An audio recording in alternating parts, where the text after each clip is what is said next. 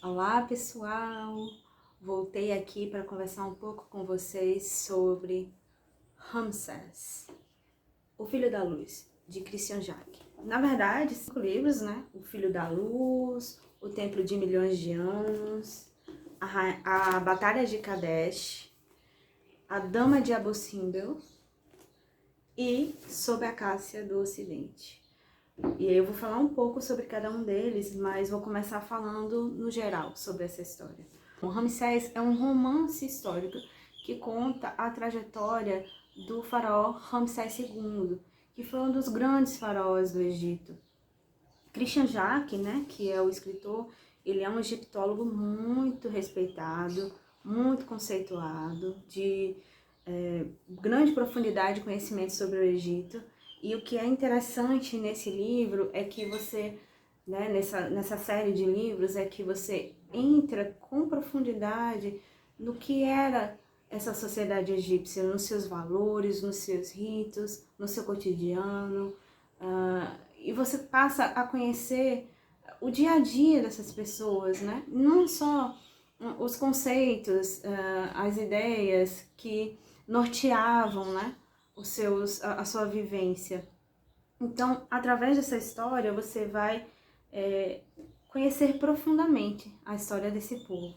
Eu posso falar que, para mim, foi muito especial fazer essa leitura, porque alguns de vocês sabem, né, eu passei um tempo no Egito, em 2016, passei 6 meses lá, e depois disso também comecei a estudar bastante o Egito, através de sua filosofia, através de vários livros sagrados, o Caibalion, e alguns livros de alguns egiptólogos, inclusive Christian Jacques.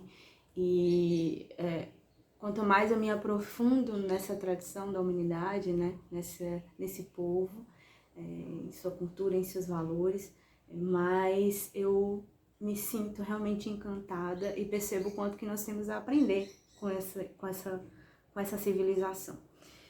Mas é muito diferente você ler as máximas de Ptah-Hotep, por exemplo, o Caibalion, o Corpus Hermético, ou qualquer outro livro do Egito, que são livros profundos, lindos, e são vários que temos, né? Por exemplo, o Livro dos Mortos. É muito diferente você ler esses livros e você adentrar no dia a dia dessa sociedade. Eu acho que esse é o mérito desses livros aqui. Lógico que eu não estou desmerecendo de forma alguma esses livros mais teóricos, muito pelo contrário, né? Mas eu acredito que esses livros de Christian Jacques enriquecem o nosso conhecimento sobre esse povo e nos faz perceber que aquilo não era só teoria, era vivência. Então por isso que eu recomendo muito esses romances de Ramsés. E aí vamos entrar um pouco sobre a história, né?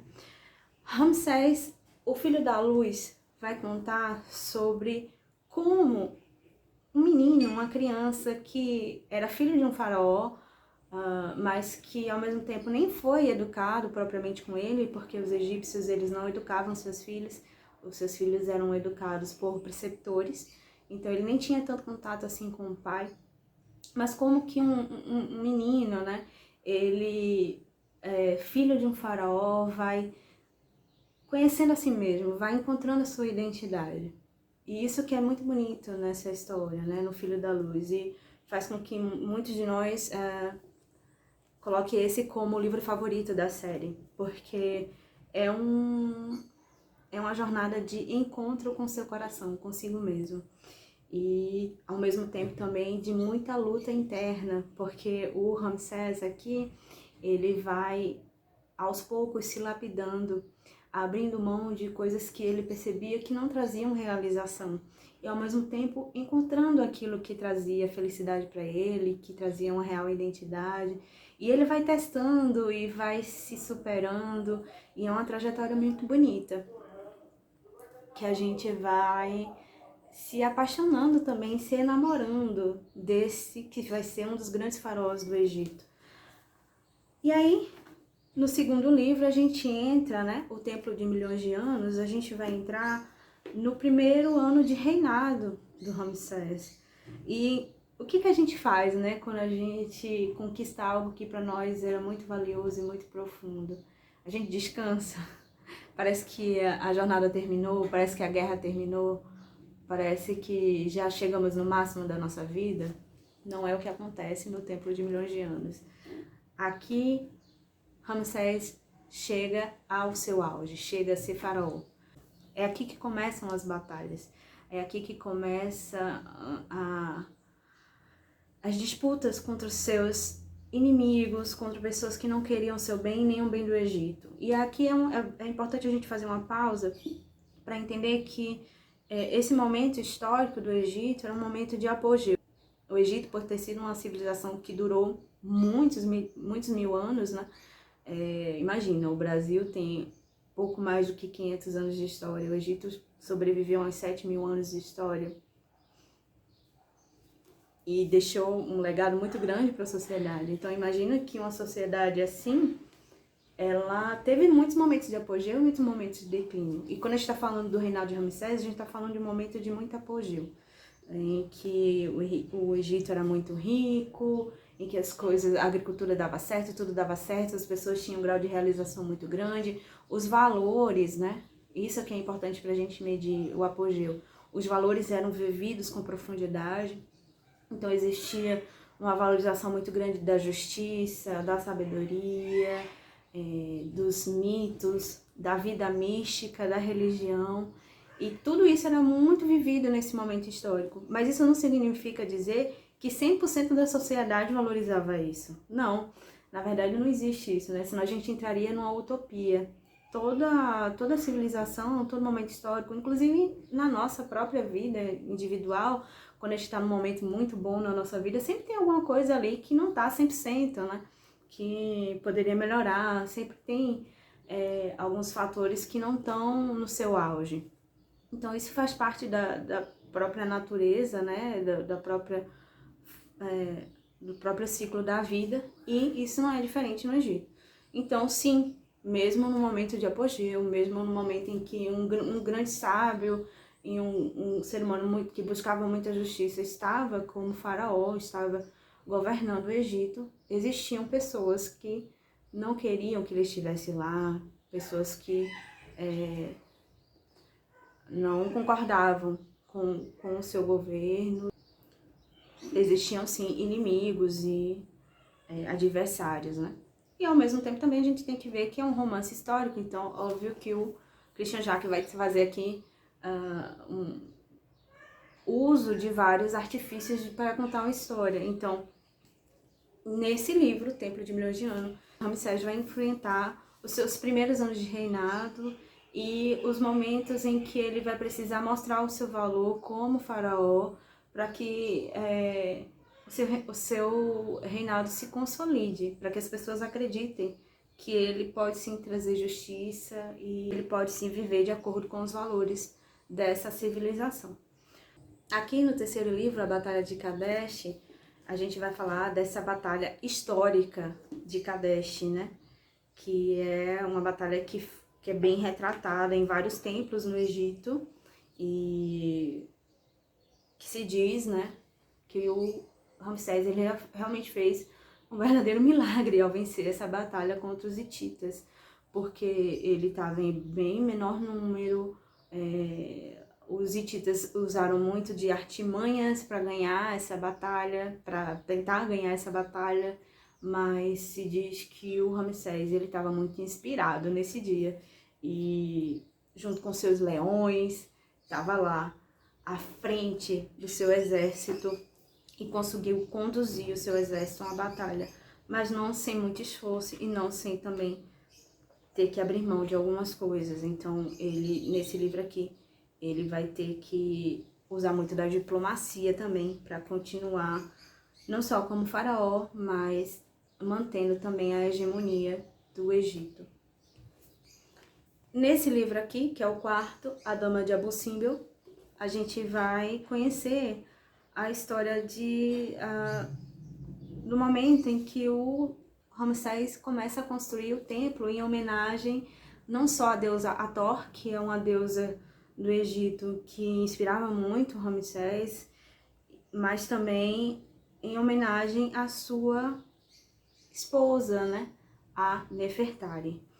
A história de Ramsés com Nefertari é lindíssima e muito inspiradora. É nesse livro aqui que a gente vai entrar em contato com a ideia de que, para além de termos um amor entre homem e mulher, entre nossa família, é importante a gente ter um amor pela humanidade, aqui representado pelo Egito. E aí nesse livro aqui tem um momento que a Nefertari vai falar para o Ramsés que ela ama o Ramsés porque o Ramsés ama mais o Egito do que a ela mesma. E essa a tônica de todo o livro é a ideia do quanto o Ramsés ele ama de fato o Egito.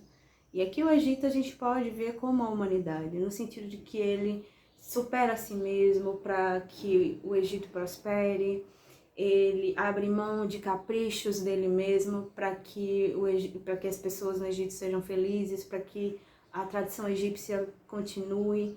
Então é muito bonito a gente ver o quanto um ser humano pode sentir-se uma célula de um corpo, uma célula da humanidade, e não somente algo à parte. Então é nesse livro que a gente vai saber da construção, né, de Abu Simbel, que é um dos templos que até hoje existe, um dos templos mais bonitos do Egito, e que ele fez realmente em homenagem tanto a Deus Hathor quanto a Nefertari, o grande amor de sua vida. Sobre a questão dos mitos e dos ritos egípcios, a gente percebe que o Christian Jacques ele tem um certo conhecimento, né? Ele não chega a entrar muito na questão, ele não chega a aprofundar muito na questão simbólica, do significado profundo daqueles símbolos para aquele povo, mas ao mesmo tempo é muito interessante de você ver que para eles era muito importante, né? Esses ritos, de forma que todo o povo respeitava e todo o povo cumpria as cerimônias religiosas. Um outro momento muito interessante dos livros é quando a gente entra em contato com a tradição grega. Os gregos, quando eles estavam voltando da Guerra de Troia, eles passam lá no Egito, né?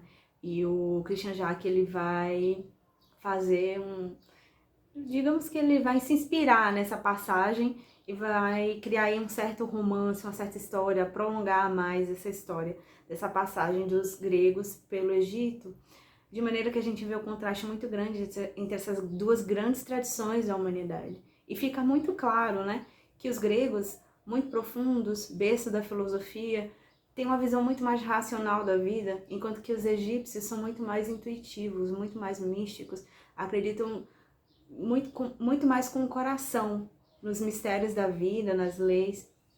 E é muito interessante a gente ver esse contraste, esse embate. Essa história bíblica de Moisés saindo do Egito, do Êxodo, no reinado de Ramsés II. Porém, não se é um consenso, né, sobre essa história. E, inclusive, uma das grandes polêmicas é, né, que as pessoas, um dos fatos grandes polêmicos sobre o Egito é se o Egito teve escravidão ou não. Bom, Christian Jacques não vai afirmar isso, né? E outros egiptólogos também vão dizer que não existe nenhuma comprovação disso, né? E aqui os Moisés e os hebreus, eles são povos que trabalham no Egito, mas que têm uma crença em um Deus único. E através de Moisés eles são liderados a sair do Egito. Então, nesse livro também o Moisés ele era amigo de infância do Ramsés, ele foi criado no Egito, como a gente sabe mais ou menos na história, né? E quando ele cresce, quando ele começa a ter uma crença muito profunda no seu Deus, ele vai sair do Egito. É muito interessante porque aqui também a gente vai conhecer essa história, né, de que será que os egípcios realmente eram politeístas? Até hoje a gente tem essa crença, né? A gente meio que estuda isso na escola. Só que é muito interessante quando a gente vai estudar um pouco mais aprofundadamente os livros sagrados, tanto, por exemplo, do Egito ou de outras tradições que a gente conhece hoje como politeístas, a gente vai ver que, na verdade, eles não acreditavam que aqueles deuses eram realmente deuses, ou seja, eles não acreditavam em vários deuses, eles acreditavam que esses deuses eram atributos da natureza, atributos de um só Deus. E vai existir essa conversa aqui entre Ramsés e o Moisés, né? Que o Ramsés vai dizer, mas a gente também acredita em um só Deus e que todos os deuses são atributos desse Deus. Mas o Moisés vai dizer que não, né? Que isso está equivocado. Então é bem interessante a gente também fazer essa leitura aqui, né? Dessa visão que é um pouco diferente do senso comum aí sobre o Egito e sobre os deuses egípcios. E por fim, a gente vai ler o fim, o final do reinado de Ramsés. É muito triste, porque é um personagem que a gente vai realmente aprendendo a amar e ele se torna realmente uma referência de ser humano para nós, porque ele não é perfeito, tá longe de ser perfeito. Mas é muito interessante a gente perceber ao longo de todos esses livros o quanto ele tenta se superar, não em nome dele, mas em nome daquilo que ele acha que é mais justo, daquilo que ele acha que vai trazer mais realização para todos. E muitas vezes ele abre mão de coisas que para ele seriam melhor, mais confortáveis, em nome dos demais, e se sente realizado por isso. Então no final da vida, né, a gente vai se sentindo meio órfão quando o Ramsés vai se aproximando próximo do fim.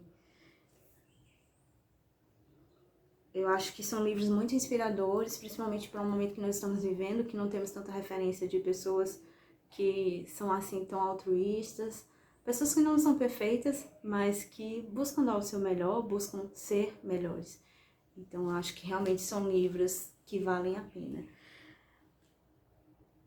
Também são livros que a gente lê muito rápido, porque a escrita do Christian Jacques é muito empolgante e a gente fica querendo saber o que vai acontecer com Ramsés, com a Nefertari, com seus amigos. Ele tem vários amigos também, que são bem amigos leais e que o ajudam muito nessa trajetória, cada um com sua identidade, e isso é muito bonito de ver também, que o reinado dele não foi construído somente por ele, mas pelas pessoas que estavam ao redor dele, que também o amavam, que também davam o seu melhor e que também não eram seres humanos perfeitos. Então, os livros são muito gostosos de ler, muito apaixonantes, muito fáceis de ler, mas também, ao mesmo tempo, muito profundos no sentido de valores humanos, no sentido de sentimentos.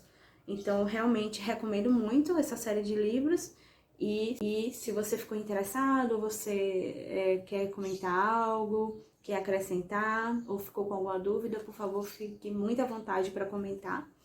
E também vou colocar o link dos livros na Amazon para que você, se você quiser adquirir, sabendo que comprando pelos links que eu colocar aqui abaixo, eu ganho uma pequena comissão e o valor do livro não altera para você. É uma forma de apoiar meu trabalho. Então é isso.